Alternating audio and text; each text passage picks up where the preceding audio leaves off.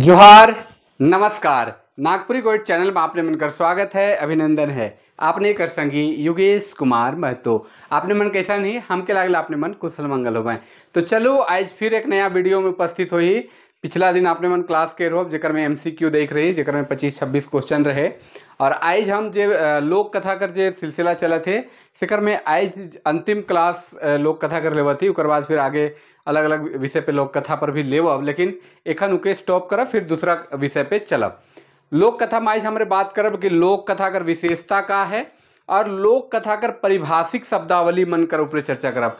परिभाषिक शब्दावली कहे कर मतलब कि अलग अलग परिभाषिक शब्दावली होवेले, जैसे मीथ का के कहे ना, लिजेंड का के कहे ना, फेबुल फेबुलिया इस सब है। उकर बारे में आज हमरे जाने कर प्रयास करब, उकर बारे में समझे कर कोशिश करब। तो चलो बहुत देरी नहीं करते हुए क्लास हमारे शुरू करी ला।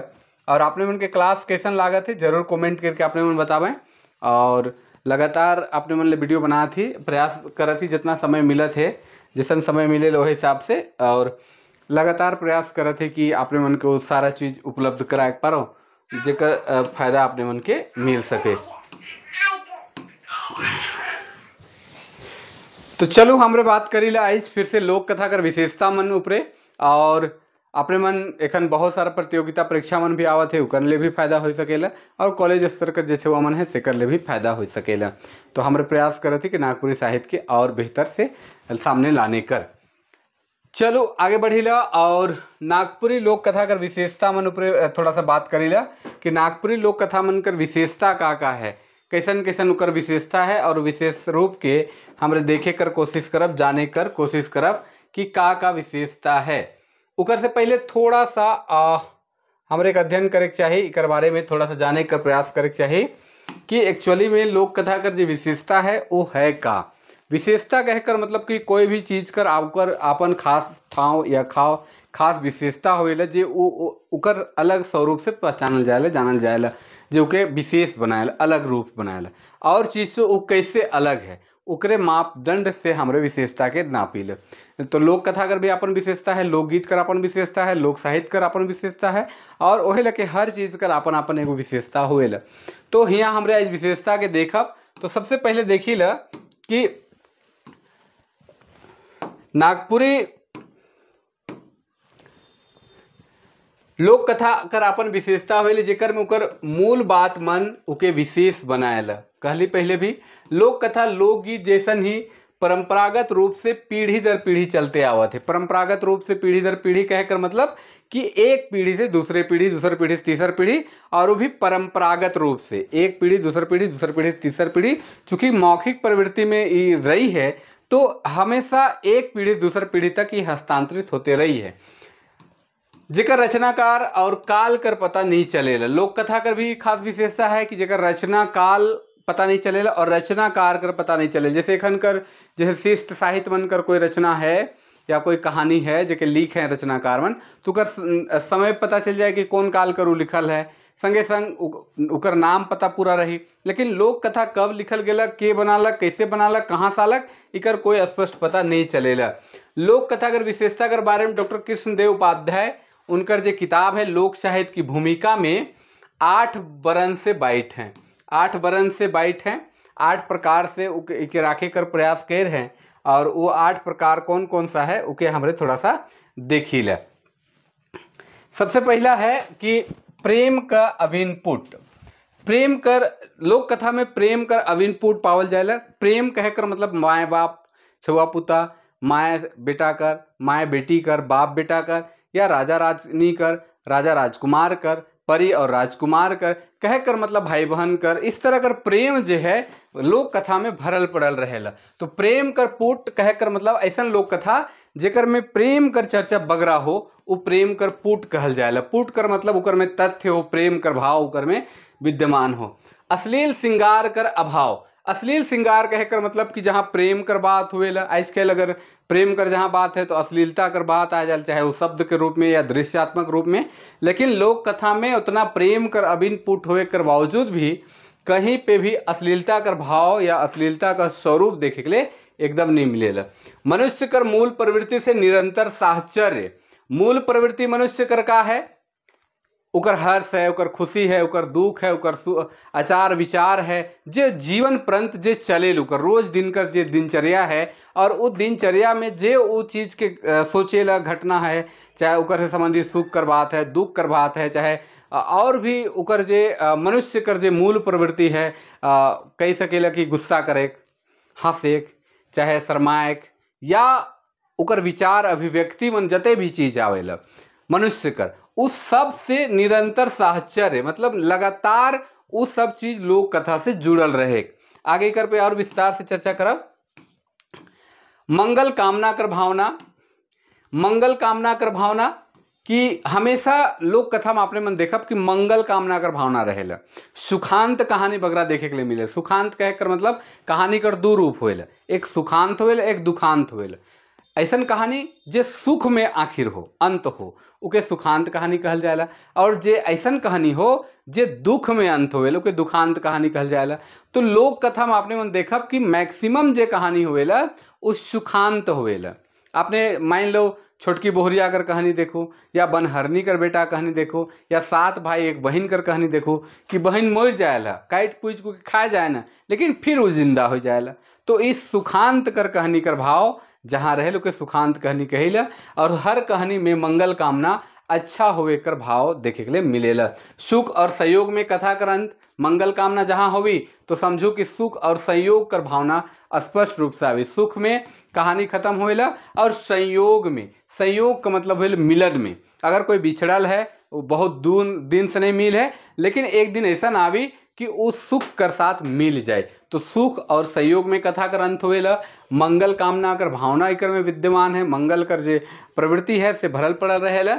रहस्य, रोमांच और अलौकिकता की प्रधानता, इके ध्यान रखब कि रहस्य जे रहस्यमयी चीज है, जैसे परी है, परी उड़ेला और सीधे परी लोग चल जाएला, परी उड़ेला और 7 समुंदर पार गिरेला, परी अचानक बांसुरी बजाएला और वहाँ परी मनकर झुंड हो जाएला, परी कुछ बोलेला और एगो सुंदर सा छुआ जन्म ले लेवेला। तो ये सब जो कहानी मन में देखे के लिए मिलेला। दूसरा रही कि कोई पशु है, कोई पक्षी है, या वन जीव है, चाहे गछ वृक्ष है, से मन भी आदमी नियर बोला ना।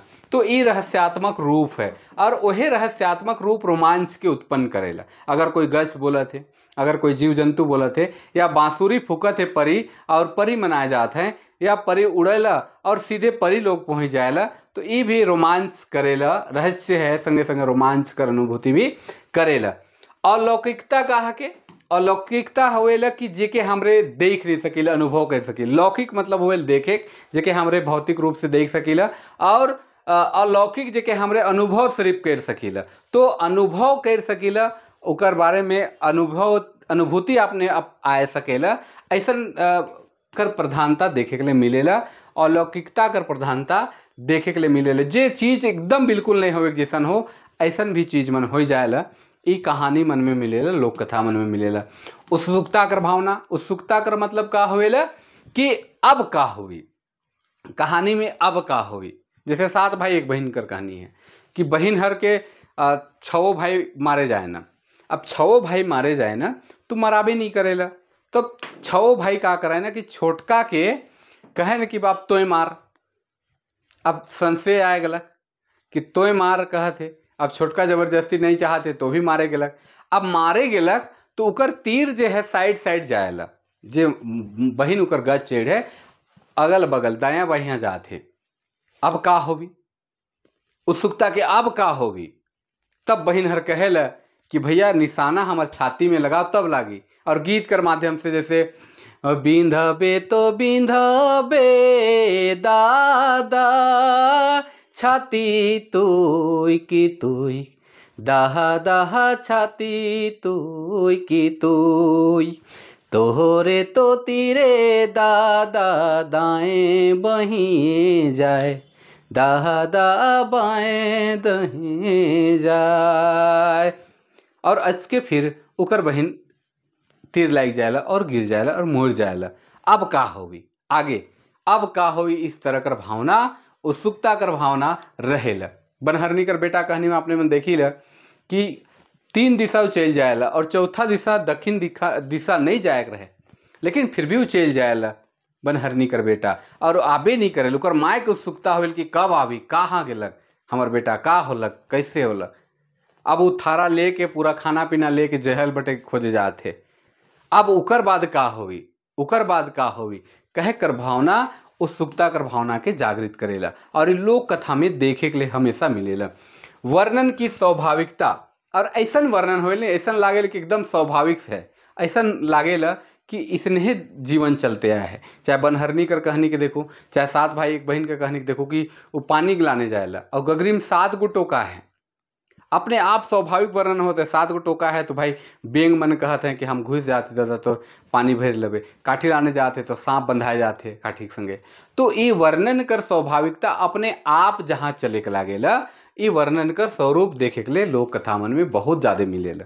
अपने आप वर्णन कर में कोई कृत्रिमता नहीं, कोई बनावटी नहीं, चलत है से चलत है। अब जैसे उकर में है कि बनहरनी कर बेटा में गीत उकर माया गावेला कि ढिंगुर तर जन्मालो पूता मूसा डाड़े पोसलो रे, कौन मुदय जेहल वेरी दे। अब उकर बेटा भी तुरंत गावेला। तो तुरंत कर जो भाव है वर्णात्मक रूप में, वर्णन अपने आप होते चल जाए कहानी। और ये लोक कथा कर खास विशेषता है। जैसे आपने मन जानी ला कि गीत कर जो खास विशेषता है, सबसे महत्वपूर्ण विशेषता है गेयता। लोकगीत में गेयता होना बहुत जरूरी है। अगर लोकगीत में गेयता कर भाव नहीं रही तो लोकगीत नहीं हो सकेला। ओहे लखे अगर वर्णन कर स्वाभाविकता नहीं रही लोक कथा में तो लोक कथा कर भाव नहीं आ सकेला। इसलिए लोक कथा में वर्णन की स्वाभाविकता बहुत जरूरी चीज है। तो ये हमरे लोक साहित्य कर भूमिका किताब से ले रही। आगे बढ़ी ल उकर से पहले आपने उनके क्लास कैसन लागत है, आपने मन रेगुलर क्लास देखा थी कि नहीं, और कमेंट भी करो। अगर अच्छा लगे तो शेयर भी कर सकीला। और यही तरीके जैसे जैसे समय बेरा मिलेला हम प्रयास करें कि नागपुरी साहित्य संस्कृति कर जो भी विषय वस्तु मन है इसके बीच बीच में लानते रहे कर, और अपने मन कर सहयोग प्यार मिलते रही है, इसलिए अच्छा भी लागेला। और लगातार हम प्रयास करते कि नागपुरी साहित्य यह लखे आगे चले। और यह चूँकि आजकल दुनिया मोबाइल में है, सब हाथे में रहे, तो कुछ ऐसा चीज़ मन भी लाने के चाहिए जेके दुनिया देखे जाने कि हमरे कर साहित्य में का है। तो चलो अब हमरे थोड़ा सा और आगे बढ़ी ला। और आपने मन से फिर से एक बार रिक्वेस्ट करब, अगर हमारे चैनल में नया ही तो हमारे चैनल के जरूर सब्सक्राइब कर लो और नोटिफिकेशन मिलते रहे, इसलिए बेल आइकन भी दबा दो, लाइक कर दो और शेयर भी कर दो, जेकर से पढ़े वाले इनके फायदा हो सकेला। चलो आगे बढ़ी ला। तो ये विशेषता मन कर अलावे डॉक्टर भुवनेश्वर अनुज जे उनकर किताब है नागपुरी लोक साहित्य, उकर में नागपुरी लोक कथा साहित्य मन कर जो स्वरूप है सेकर में 2 बरन के एक्स्ट्रा बढ़ा दे बगरा कह रहे। उकर में का जोड़ है, आशावादी दृष्टिकोण और भाग्यवाद और कर्मवादी कर समन्वय।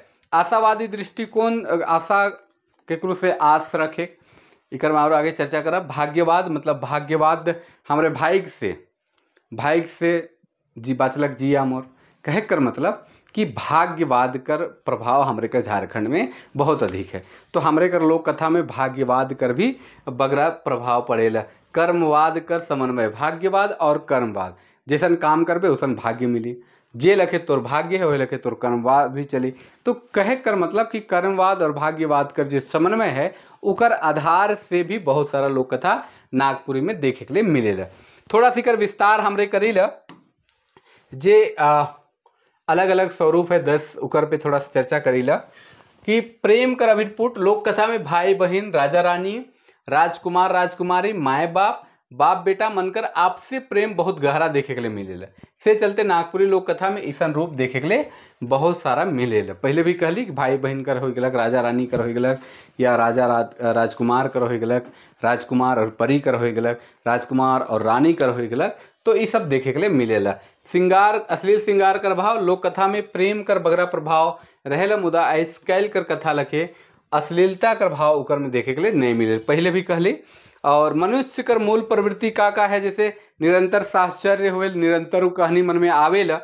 कहे कर माने आदमी कर सुख दुख हो गलक, हंसी खुशी हो गलक, बेस बेकार, लोभ, ईर्ष्या, जलन जैसन रूप हर घरे आवेला। लोक कथा मन भी सब देखे मिलेला, सुख दुख देखे के लिए मिलेला, हंसी खुशी देखे के लिए मिलेला, बेस बेकार कर भाव देखे के लिए मिलेला। कोई लोभी हैं, कोई ईर्ष्यालु हैं, जलनखोर हैं, तो वो मन का रूप भी देखे के लिए लोक कथा में मिलेला। जो मनुष्य कर मूल प्रवृत्ति है, मूल प्रवृत्ति जेके हमरे जानी ला, मूल प्रवृत्ति में जैसे पेशाब लागे हो गलक, चाहे छीक आवे खोई गलक, ई भी एक स्वरूप है। तो कहानी मन में ये सब चीज मन चलते रहेला, आते रहेला। और लोक कथा मिशन रूप देखे के लिए बगरा मिलेला। मंगल कामना कर भावना में कहे कर मतलब कि पात्र कर हर घड़ी बेस होवे कर भावना छुपल रहेला, कि पात्र हमेशा अच्छा हो, ठीक हो, उके कोई तरह का कष्ट ना हो, ई भी भाव देखे के लिए मिलेला। संगे संगे सुख और सहयोग कथा कर अंत पहले भी बता ली कि सुखांत होवेला, और कहनी कर पात्र मन मोरल बाद भी जी जाए ना, इके भी ध्यान रखे के है कि सुख और सहयोग में कथा कर अंत मतलब कि अगर कोई पात्र मोर भी जाए तो लोक कथा मुके जिया देवे ना, अलग अलग वर्ण से। चाहे वो छोटकी बोहरिया अगर कहानी देखो, बनहरनी कर बेटा अगर कहानी के देखो, अगर जिंदा है तो भी, अगर कष्ट में है तो बेस हो जाएगा। 7 भाई बहन के कहानी देखो तो, छोटकी रानी देखो तो, हर वो कथा लगभग मैक्सिमम मरल के भी जिया कर कोशिश करे ना। और यह है सुख और सहयोग में कथा कर अंत। रहस्य रोमांच और अलौकिकता कर प्रधानता रहेला। तो लोक कथा मन में रहस्य रोमांच भरल रहेला, और एक अलौकिकता कर प्रधानता भी देखे के लिए मिले। अलौकिकता कर माने होवेला अदृश्य रूप। अदृश्य रूप कहे के मतलब जेके हमरे देख नहीं सकीला। नागपुरी लोक कथा मन में इस तरह का रूप देखे के लिए बहुत मिलेला। नागपुरी लोक कथा में रहस्य रोमांच और अलौकिकता कर कहानी जेकर पात्र मन का हो सके ना, भूत प्रेत भी होए ना बहुत जगह, परी और अप्सरा मन होए ना, वीर पिशाच मन होए ना, राजा मन भी रहे बहुत सारा ऐसा। और इमन कर कथा पाठक मन के का करेला, रहस्य में भी ले जाएला, रोमांचकारी भाव भी उत्पन्न करेला, और अलौकिकता कर प्रधानता कर भी भाव करेला, कि भूत प्रेत कर कहानी हो गलक, चाहे उसन पिशाच बनकर कहानी हो गलक, अप्सरा बनकर कहानी हो गलक, ये सब उकर में आवेला। उत्सुकता कर भावना कहानी में आगे का होवी कर भावना रहेला, जेकर से पाठक मन अगम पसंद करे ना, और कथा में रोचकता कर भाव बनल रहेला। कहे कर मतलब उत्सुकता कर भावना मतलब हमेशा रोचकता बनल रहे, और अब का होवी कर प्रवृत्ति बनल रहेला। वर्णन कर स्वाभाविकता का फिर से कहा थी कि कथा में तथ्य जैसन है ओहे लखे कर वर्णन जुग जुगांतर से चलते आवे के लायक है, ओहे वर्णन कर स्वाभाविकता है के जे लोक कथा कर मूल विशेषता मन में से एक है। कहे कर मतलब कि कहे माने कथा कर तथ्य जैसन है ओहे लखे उकर वर्णन। कहे फिर से कहली कि जैसन कथा चलते आवत है, जैसन तथ्य है ओहे लखे वो चीज सिलसिलेवार चलते आवत है। जैसे आजकल शिष्ट कहानी में का होल कि कुछ कथा घुसा लें फिर दूसरा घटना को में वर्णन कर दे, नहीं, लोक कथा में एकदम वर्णन लगातार होते चल जाए, ऐसा नहीं क्योंकि उन्हें छुपा दिलें हिने कर फिर नया चीज के उभरा दिलें, उसन नहीं होवेला। इसकर कहानी जैसन लोक कथा में लगातार स्वाभाविक वर्णन होवेला, और इस सबसे बड़ विशेषता लोक कथा कर आवेला। इकर अलावे भी बहुत सारा है कि पशु पक्षी मन मनुष्य जैसन बोले ना, इकर रचनाकार न खाए, इकर मौखिक प्रवृत्ति में चलते आवे थे, पीढ़ी दर पीढ़ी चलते आवा थे। जो लोक कथा या शिष्ट साहित्य कर जे विशेषता है, व्याकरण कर इकर में नियम नखे, कहानी कर जे तत्व मन है सेकर नियम नखे, लेकिन मूल ये सब आवेला। आशावादी दृष्टिकोण का नागपुरी लोक कथा में आशावादी रूप देखे के लिए बकरा मिलेला, देखे के लिए मिले। यहाँ कर कहानी कर पात्र मन कठोर मेहनत करके अपन फल ले कोशिश करे ना, और अपन उद्देश्य के पूरा करे ना, यह आशावादी रूप है कि कोई भी काम के मन कठोर मेहनत के साथ करें, चाहे कुछ आशा लगाए करें कि भाई हम ये काम के करब तो हमार हो जाए। हम अपने मन कोई पढ़त हो तो कुछ आशा लगाएगा कि नहीं हम ये चीज़ के पढ़ब तो हमार ये चीज़ हो जाए। यही लखिए आशावादी जो दृष्टिकोण है, आशावादी जो स्वरूप है, उके हमरे मन के विशेष तौर पे ध्यान रखे पड़ी। और अगर जब तक इस विशेष रूप से इस सब चीज़ के नहीं ध्यान रखब तो हमरे आशावादी नहीं हो सकेले। और आशावादी हर कोई होए के चाहिए, क्योंकि जब तक हमरे कुछ आशा लगाए कोई काम के नहीं करब पूरा नहीं हो सकेला। तो आशावादी दृष्टिकोण लोक कथा में भी देखे के लिए मिलेला। भाग्यवाद और कर्मवाद का समन्वय नागपुरी लोक कथा में भाग्यवाद और कर्मवाद का रूप देखे के लिए मिलेले, जेकर में पात्र मन कर्म का सहारे भाग्य के चमकाए कोशिश करें ना। बहुत सारा ऐसा भी कहानी है जेकर में कर्म के माध्यम से भाग्य के चमकाए कर बात होएला। कहीं के ऐसा भी कहानी है कि भाग्य कर माध्यम से कर्म चमकाए कोशिश करे ना। तो बहुत सारा ऐसा स्वरूप देखे के लिए मिलेला। इकर अलावे भी और भी बहुत सारा विशेषता है जो शिष्ट साहित्य से जुदा करेला लोक कथा के, लोक साहित्य के, लोक कथा के, जेकर में रचनाकार अज्ञात होए ना, रचनाकार लोक कथा करनी हुए ना, आपने मन भी पहले से जाना थी। ये पारंपरिक रूप से पीढ़ी दर पीढ़ी चलते आवे के लायक है, इके भी आपने मन जाना तो। इकर में साहित्यिक तत्व मन कर नियम कानून लागू नहीं हुए। साहित्यिक जो तत्व मन है, साहित्य कर जो नियम मन है या काव्य शास्त्र कर जो नियम है वो इकर में लागू नहीं हुएला। लोक कथा में स्थानीय भाषा संस्कृति मन कर प्रधानता रहेला, चूँकि कोई भी लोक साहित्य में लोक कथा में हुआ कर स्थानीय भाषा कर स्थानीय संस्कृति कर प्रभाव रहेला। जैसन भी कहानी है लेकिन उकर रूप आपने मन देख सके। जैसे राजा विक्रमादित्य कर कहानी है बनहरनी कर बेटा में, लेकिन उके पेशाब लागेल तो पेशाब के हमरे के यहाँ छोट बहार कहल जाएला। अब छोट बहार है, चाहे कोई गर्भवती हो आते तो छुटा हुए कहल जाएला, या और भी लड़कोरी बोलल जाएला, या आशापति बोलल जाएला। तो आशापति नागपुरी कर भी रूप है। तो ये सब जो स्थानीय भाषा कर प्रभाव, स्थानीय संस्कृति कर प्रभाव भी देखे के लिए मिलेला। लोक कथा में प्राकृतिक जीवन कर स्वरूप मन भरल पड़ल रहेला। लोक कथा में प्रकृति कर जो स्वरूप मन है से भरल पड़ल रहेला। कल्पना कर प्रधानता वगैरह रहेला। कल्पना तो इतना ज़्यादा रहेल से कहे के ना कि जनत्रुति मतलब जे कहल सुनल बात हो गया कि सुदांती मतलब होएला किस्सा कहानी, कुछ कुछ कहानी किस्सा मन कर रूप कहानी लोक कथा में चलेला। इकर प्रधानता रहेला। कृत्रिमता और आडंबर से दूर रहेल। दिखावटी और जो बनावटी है आजकल कर समय में वो सबसे बहुत दूर रहेला। तो ये रहे लोक कथा कर विशेषता। ये लोक कथा कर विशेषता रहे। अब हम चलीला कि थोड़ा सा आगे बढ़ीला और लोक कथा संबंधी जो शब्दावली है उकर बारे में थोड़ा सा हमरे जाने कर प्रयास करीला। 2-3 मिनट कर यहाँ देखीला। लोक कथा संबंधी जो शब्दावली है, कुछ ऐसा शब्दावली जो कहानी से रिलेटेड हो, ऐसा कहानी जे एक विषय वस्तु के प्रमोट करेला या एक विषय वस्तु से संबंध राखेला। अब वो विषय वस्तु से संबंध राखेल उकर कुछ न शब्दावली है, नाम है। अब उसन कहानी के का नाम से जानल जाएला, उसन कहानी के दूसरा रूप से का जानल जाएला। तो इस तरह से अलग अलग नाम है जो आपने मन बहुत जगह सुन भी हो और जानत भी हो कि बहुत सारा ऐसा कहानी का रूप देखे के लिए मिलेला। फेबुल है, जानवर मन से जुड़ल कहानी मन के फेबुल कहल जाएला। बहुत सारा ऐसा जानवर मन से जुड़ल जे कहानी मन है, जे के जानवर मन से जुड़ल कहानी है ओके फेबुल कहल जाएला। जीव जंतु मन से जुड़ल ओके फेबुल कहल जाएला। ई कहानी में जे पात्र मन हुए ना, पशु पक्षी मन पात्र के रूप में कथा में आवे ना। जे पशु पक्षी मन है उमन पात्र के रूप में आवे ना, और वो मन कर काम का है आदमी नियर बोले, आदमी नियर चले, आदमी नियर सब काम करे।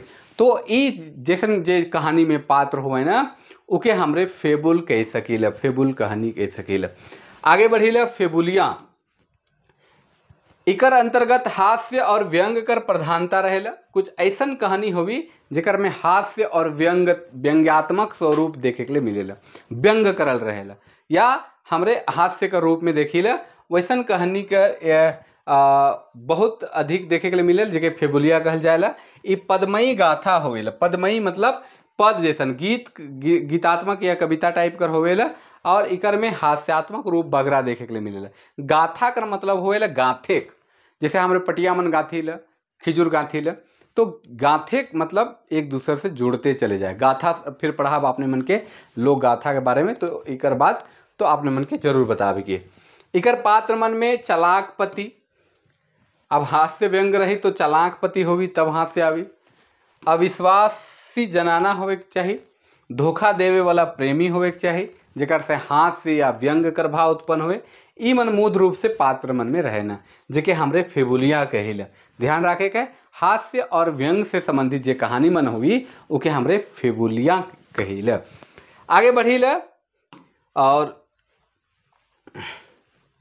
आगे देखिए हमरे फेयरी। फेयरी है, फेयरी शब्द लैटिन कर फेटुम से बन है। फेयरी जो शब्द है वो लैटिन भाषा कर फेटुम से बन है, जेकर अर्थ जाल या इंद्रजाल होएला। जाल या इंद्रजाल, इंद्रजाल मतलब जाल में फंसाए कह सकीला। इंद्रजाल पहले से चलल आवल शब्द है। इकर दूसर अर्थ ई होएला कि जहाँ इंद्रजालिक या मोह लेवेक वाला जीव निवास करे न। इंद्रजाल मतलब अपने आप के फंसा लेवे, या कोई मोह माया करके अपन में फंसाए वाला जीव रहे न, उके हमरे का फेरी कहेल। इकर में अमानवीय जीव मनकर कथा रहेला। अमानवीय जीव मनुष्य मन से अलग, जे धरती में आदमी मनकर कहो तो मदद करे ना। अमानवीय जीव अलग अलग तरह कर जीव मन, जैसे भूत प्रेत कर, चाहे और परि से थोड़ा सा अलग जे रूप जीव जंतु मन कर है, जीव मन है, वो मन मदद करे ना, और कहो तो कहो परेशान भी करे ना। ऐसा जीव मन मनुष्य के मदद भी करे ना और परेशान भी करे ना।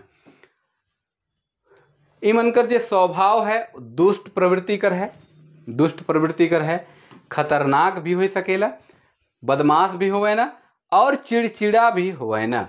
इके देखे है तो सबसे मेन इंपॉर्टेंट बात कि मनकर जे चरित्र होवेला दुष्ट होवे ना, बदमाश, खतरनाक टाइप कर भी आदमी हो, खतरनाक टाइप कर होवे ना, बदमाश बहुत रहे ना, और उमन चिड़चिड़ा टाइप कर होवे ना। तो इस तरह कर जे जीव है उके फेरी कहल जाएला। आगे बढ़ीला, आगे बढ़ीला fairy tale. Fairy tale, fairy tale इके परी कथा कहल जाएला। जे परी कथा है फेरी टेल, फेरी टेल कहल जाएला। इकर में पात्र मन कोनो अप्सरा परी मन हुए ना। हमरे के यहाँ परी कथा कहिला, बहुत जगह अप्सरा का भी बात करें, लेकिन हमरे के यहाँ परी कथा कही ना। हिंदी में के परियों की कथा कहल जाएला। ऐसा जे बरनकर कहानी होएला से परियों की कथा कहल जाएला। ई कहानी मनकर परी मन मनुख मनकर उपकार करे ना, और धन धान्य से भर देवे ना, और कहों कहों बियाहो कर लेवे ना। तो परी मन जे हैं मनुष्य के बहुत कभी सहयोगी करे ना, उपकार भी बहुत करे ना, और धन्य धान्य से भर देवे ना, संगे संग कहों कभी कभी देखब कि बियाह भी कर लेवे ना। तो परी कथा फेरी टेल के परी कथा कहें ना। कहीं कहीं पे फेरी और फेरी टेल में भी समानता कर देवे ना, अमानवीय जीव में परी के भी कहीं कहीं सम्मिलित कर देवे ना। आगे बढ़ीला, लीजेंड। लीजेंड जो है, लीजेंड उसन कथा कहल जाए जेकर कन कन में तथ्य घटना और परंपरा दुयो कर मेल पावल जाएला। कि तथ्य घटना जेकर रूप और परंपरा कर पुट, तथ्य भी हो घटना कर, परंपरा कर पुट भी हो। ऐसन कहे कर माने ऐतिहासिक कहानी मन के लीजेंड कहल जाएला। ऐसन कहानी जे ऐतिहासिक रूप से हो, जेकर इतिहास में कुछ नाम दर्ज हो, ऐतिहासिक रूप देखे में मिलेला, ऐसन लोक कथा के हमरे लीजेंड कहेला। जेकर पात्र मन कोनो राजा राजकुमार कर वीरता कर वर्णन हो, या जेकर में ऐतिहासिकता कर पोट हो। कहे कर मतलब जेकर में राजा या राजकुमार कर वीरता कर भाव देखे के लिए मिलेला, या ऐसन राजा या राजकुमार जे युद्ध आदि कर हैं और कहानी चलते आवत है मौखिक रूप से, उसन कहानी के लीजेंड कहल जाएला। वो चाहे ऐतिहासिकता कर भाव उकर में देखे के लिए मिलेला, या ऐतिहासिकता कर पुट उकर में रहेला, ऐसन कहानी के लीजेंड कहल जाएला। जैसे राजा विक्रमादित्य कर कथा हो गलक, लीजेंड सत्य घटना मन से आधारित रहेला, सत्य घटना इकर में देखे के लिए मिलेला। लेकिन कहानी लोक कथा कहते कहते उकर में काल्पनिकता कर भाव चला है। जैसे विक्रमादित्य कर कहानी है, बनहरनी कर बेटा कहानी है। अब उकर में पेशाब करेला, पेशाब के पिए बनहरनी और गर्भवती हो जाएला, तो इ कल्पना थोड़ा ज़्यादा हो गलक। तो कहीं कहीं इस तरह का भाव देखे के लिए मिलेला। और वो राजा चाहे बड़ आदमी जेकर ऐतिहासिक तथ्य मन उपलब्ध हो, ऐसन कहानी के हमरे लीजेंड कह सकीला। आगे बढ़ीला, सबसे इम्पोर्टेंट है और बहुत सवाल इकर आवेला, मिथ। मिथ का चीज़ है, मिथक या मिथ कह सकीला हमरे कि मिथ है। मिथ उसन लोक कथा मन के कहल जाएला जेकर घटना कोनो प्राचीन काल में घटल बतायल जाए। कि मिथ कर मतलब है कोई ऐसा घटना जो प्राचीन काल में हुई है, और उकर पात्र कोई देवी देवता हो, या कोई ईश्वरीय रूप हो, पौराणिक कथा से संबंधित हो, जेकर भाव देवी देवता या अन्य चीज़ों से जुड़ल हो। ई कथा मन में उद्देश्य कर धार्मिक विश्वास, धार्मिक विश्वास जहाँ कर देश कर मतलब स्थान कह सकीला कि कोई स्थान कर जहाँ धार्मिक विश्वास कर बात हो, प्राचीन वीर देवी देवता कर चर्चा हो, या स्थानीय जनता कर अलौकिक परंपरा मान्यता कर वर्णन होएला। अलौकिक जेके हमरे नहीं देख सकीले, जैसे सरना माए कर हमरे पूजा करेला, या चंडी माए कर पूजा करेला, या उस तरह का धार्मिक प्रवृत्ति कर जे कहानी मन है। जैसे करम कर कथा है, या जितिया कर कथा है, तो ऐसन कहानी मन जेकर में अलौकिकता कर भाव है, धार्मिक विश्वास कर है, या प्राचीन देवी देवता सिंह बोंगा कर बात है, चाहे और भी चाहे स्थानीय आदमी मन का अलौकिक देवता सरना माया के माना है, या हमरे जे भी पूजा पाठ करेल तो ओकर में जे प्रभाव है हमरे सोचेल कि बहुत तू हमरे के देखा थे, हमरे करू सुख दुख के साथी हैं, हमरे कर वो कर्म कर साक्षी हैं। तो ऐसा मान्यता माइन को के हमरे भक्ति स्वरूप में देखेला और मन कर कहानी कहेला। ऐसा कहानी जैसे सोहराई कर कहानी है, खास करके महुआ गैस कर बात है, तो कहीं ना कहीं हमरे ईश्वरीय मान्यता के रूप में ले लेबिला, धार्मिक मान्यता के रूप में ले लेबिला, और उकर पात्र के हमरे देवी देवता से जोड़ देबिला। ऐसा कहानी के मीत कहल जाए। हिंदी में ऐसा कथा के पौराणिक कथा कहल जाए। हिंदी में जो है ऐसा कथा के पौराणिक कथा कहल जाए। ऐसा कथा कर मूद विशेषता ई है कि कर मूद पात्र देवी देवता मन होवे ना। पहले भी कहली कि कर मूद पात्र के मन होवे, देवी देवता मन होवे। एगो कहानी दूसर कथा कहानी से जुड़ल रहेला, और ध्यान रखे के कि एक कहानी दूसर कथा कहानी मन से भी जुड़ल रहेला। ये भी एगो खास विशेषता मीत कर है कि एक कहानी कर से जुड़ल है तो कर पूर्व जन्म नुकार है, उकर से फिर हिने कार है, इस तरह कर कथा मन जुड़ल रहेला। और इकर पृष्ठभूमि मूल रूप से धार्मिक होवेला, और इकर पृष्ठभूमि जो है मूल रूप से धार्मिक होवेला। तो भगवान राम कर बलि के छले कर कहानी भी यह रूप में आवेला। तो चलो आज लागिन इतने, तब तक लागिन आपने मन से विदा मांगा थी, और यह लखे आपने मन क्लास करते रहो, हमारे से जुड़ते रहो। तब तक लागिन जोहार, नमस्कार, जय हिंद।